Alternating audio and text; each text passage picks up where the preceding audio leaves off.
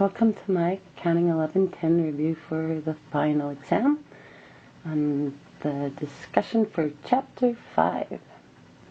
Once again, I'm going to remind you that you can watch Pencast to improve your final scores for the third part of the exam and review important topics and then complete assignments from my accounting or from the end of the chapter and then see the answers on my accounting lab. You should complete those by hand as the final, as a pencil and paper final. Chapter 5 deals with merchandise inventory. And remember, inventory are goods that we have acquired with the intent to sell at a profit. So they're acquired for their resale value to us. We will not be using them in operations. There are two ways that you can record inventory and keep track of it in a business: the periodic and the perpetual. We are going to learn the periodic in Chapter 5 and study entries from that perspective. It does make a difference. How does inventory fit into our accounting cycle? Let's start with looking at that. Rather than make you have to watch me make the accounting cycle again, I just drew it out. And I'm going to show you basically how inventory fits into the accounting cycle and where we're going to study it. First of all, we need to learn how to journalize transactions in a general journal for the purchase of inventory, because we need to be able to buy it, and then for the sale of inventory, we turn around and sell it. So we need to do these two things. We need to review those. Then there is an adjusting entry we'll learn in this chapter for inventory. And the adjusting entry that we're going to learn is what to do when you have an inventory shortage. Sounds mysterious, doesn't it? Now we're going to look at how inventory affects the financial statements, particularly how it affects the income statement, though we will take a quick peek at how it affects the balance sheet.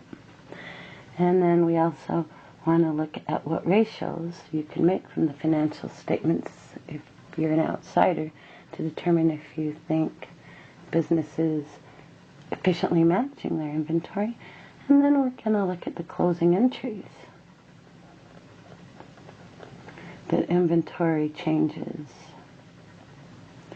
So we're going to look at what happens when you first journalize transactions, what relevant adjusting entries might be required, how the financial statements change, and then how closing entries change for inventory. And this is how we'll proceed with the rest of the book. Introduce a topic and then look at how it affects each phase of the accounting cycle. I won't make you watch me draw it anymore, though. I'm just going to pop it up and I can hear you groan. So let's start then, shall we, with purchases of inventory. I'm going to give you some really simple situations, and I think you should put this on pause. Make the journal entry that you think should be made and come back and see what I do. We're far enough along, and this is a review for final, that this should be a good way for you to see how much you know and what you need to study and pay particular attention to when you get around to working those assignments. Hold on and I'll come back with some facts. So here's the journal entry I'd like you to make.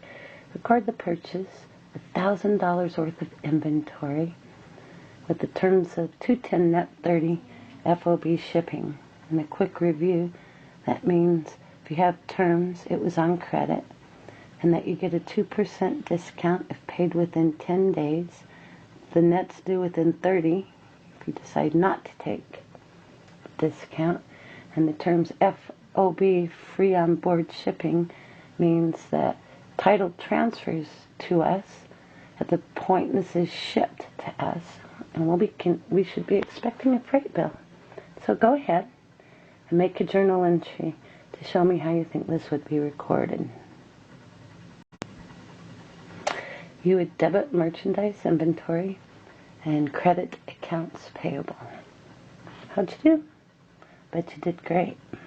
Now, let's look at how you would record a transaction when a freight bill arrives on the above transaction in the amount of $50. Go ahead and pay that. Come back and let's see how you did. One would debit the account inventory and credit cash. Why would you debit inventory for freight coming in? And the answer is, in accounting, all costs associated with the purchase of an asset are recorded into the cost of that asset's account. So our inventory now has a cost of $1,050. We couldn't have it for resale if we didn't pay the freight. Therefore, it becomes part of the cost. That theme will follow through into other chapters of accounting. So you capitalize it is the way you could say that to the inventory account. For our next transaction, I would like you to return 50% of that purchase. You didn't like it, and so you sent it back. Go ahead and return 50% of that purchase. Did you get it? Reduce your accounts payable. You no longer owe as much. And reduce inventory. Under a perpetual inventory system, we keep track of the balance in inventory every time inventory moves. We note when it comes in, and we note when it leaves immediately. That's where it gets its name, perpetual. Now, let's do another journal entry. Let's have you pay for this, for the above purchase, within the discount period, within 10 days. Put this on pause and make an entry to pay for this purchase within the discount period. Here's my entry with a little bit of a T account analysis. I like to do that whenever I'm asked to pay something or know what's in the balance of an account. In my accounts payable account, I put in $1,000 for the purchase, and then I took out $500 for the return, so the balance was $500. And I get to take a discount on that. 2% of 500 is $10. Left me with the entry you can see below. Debit accounts payable for $500, credit inventory for $10, and cash for $90. What would happen if I didn't take the discount? The cash entry would have been for $500. So it would be debit accounts payable and credit cash. Really simple. Almost intuitive, yeah? Alright, one more thing to do, and then we'll move on to the sale of inventory. Let's summarize for you one more time what goes into the inventory account. I debited inventory for $1,000 for my purchase. I debited inventory for $50 for my transportation in. As soon as inventory left, since it's a perpetual system, I credited it for the return of inventory. And then I credited inventory for the discount. So inventory includes purchases, returns, freight in, and is reduced for discounts. The balance in my inventory account for all of this, balance in my inventory account is $540. Purchases minus returns plus freight minus discounts. All of that is running through the inventory account when you're using the perpetual method of recording inventory. So we've looked at how you record the purchase of inventory, the journalizing, when you first purchase it during the month.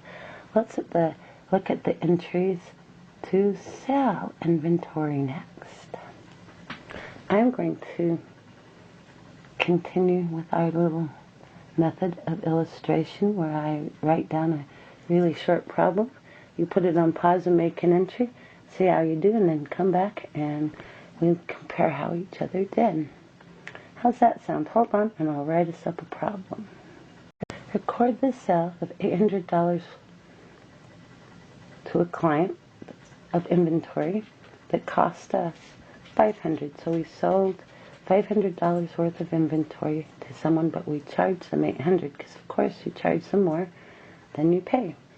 And there were terms, 210 net 30 FOB destination, meaning we're offering our customers a 2% discount if they pay within 10 days.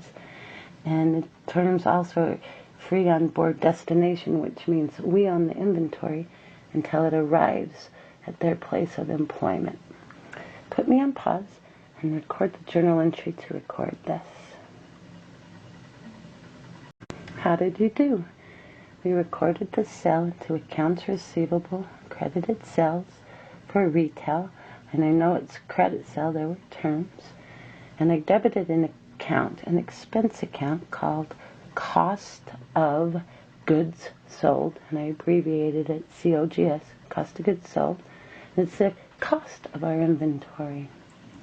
So that would record the sale of that inventory. The next thing I want you to do is to record payment of shipping on the above, because we'll be paying for it until destination. And what payment of the delivery expense was for $20. So record payment of delivery of that to our customers for $20. How did you do?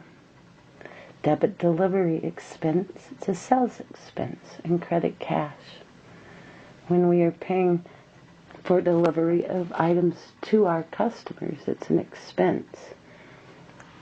No, when we purchased inventory, we capitalize that cost, but that was a purchase of inventory. When we sell inventory, it becomes a selling expense. Let's try another transaction. Let's have the customer do a return. Let's say the customer returns 50% of what we sold them in our first entry. How would you record that? Put me on pause and make the entry. How did you do?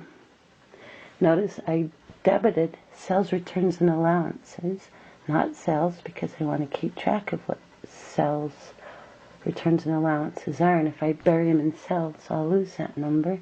So I introduced a new account to you, sales returns and allowances. It's a contra sales account, contra revenue. Has a debit balance. Took it out of accounts receivable at $400, and that's the amount that I charged the customer for that. Then look at that. I made my entry backwards. Did you catch that? I should have debited inventory and put it back in and credited cost of goods sold. Pretty funny. I'm glad I caught that.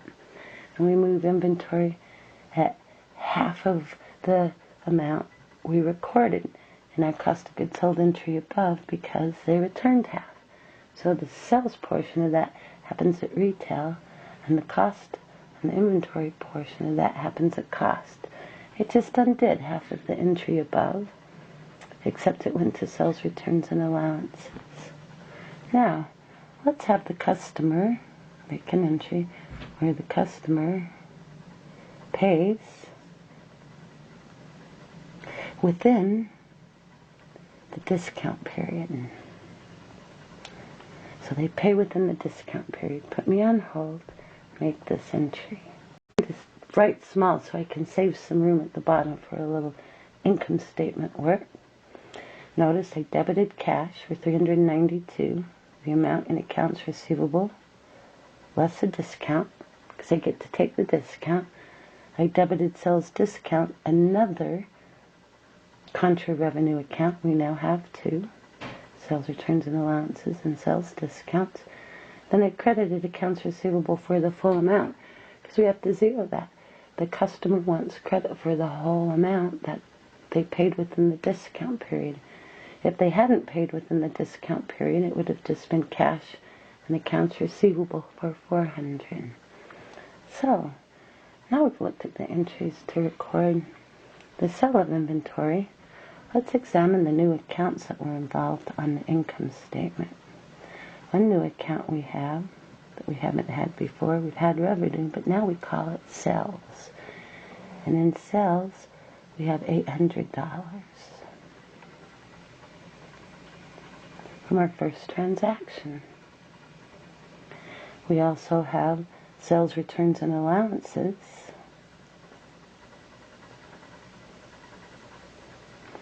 Sales returns and allowances is from our transaction where the customer returned half. There's $400 in that account. It has a debit balance, so I'll subtract that from sales, which has a credit balance. And then there's the sales discount from our last transaction where they took a discount of $8. It was recorded in that account. If you subtract those two, I just drew through my 8, sorry, you have a term called net sales. And net sales in this case would be $392. Sales, less sales returns and allowances and sales discount, is called net sales. We also have a new expense, that cost of goods sold expense. We usually don't see the word expense written by cost of goods sold, but I'm going to put it there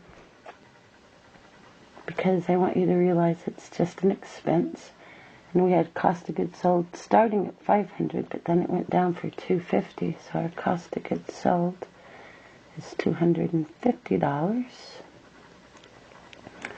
Subtract the $392 from $250 and we have a new term. It's not an account, but it is listed on the income statement and it's called gross profit. Gross profit in our example would be $142, and it's how much money we would have left to cover all our remaining expenses. We have a new expense that I can also list here that we haven't had in the past, and that's delivery expense. The amount that we pay to have something delivered to customers. In our example, it was $20. So if that were our only expense, net income would be $122. This is a quick little snapshot of the accounts that changed on the income statement, and it's also pretty much the format of the multi-step income statement where we show sales, plus returns and allowances to get to net sales, subtract cost of goods sold, and have a new idea, gross profit, the amount we have left to cover all remaining expenses. And we have one more expense, which was delivery expense, and if that were it in this example, I don't know if this will show up, I'm pretty low on the page, but I'll write it, maybe you'll see it, maybe you won't. Net income in our example would be $122. How much of that's going to show, I don't know, but in our example, that's where we'd be. I'm going to end this pencast then, so we keep them short, under 20 minutes. Under 15 is better, I know. What we looked at is that we're using inventory, done under the perpetual method. And we've looked at the first step of how it affects the accounting cycle, journalizing purchases and sales. And we've also looked at how it affects the income statement, though I want to look at that in more detail. I would like to do my next pencast with you then on what adjusting entries are for inventory. Look at the income statement in more detail, single step versus multi-step. Review the idea of closing entries, and then we also need to take care of ratio analysis. That'll either be 1 or 2 short pencasts, trying to keep them so they don't get too long and drive us all crazy. Have a good day. Come back, watch the rest. Bye for now.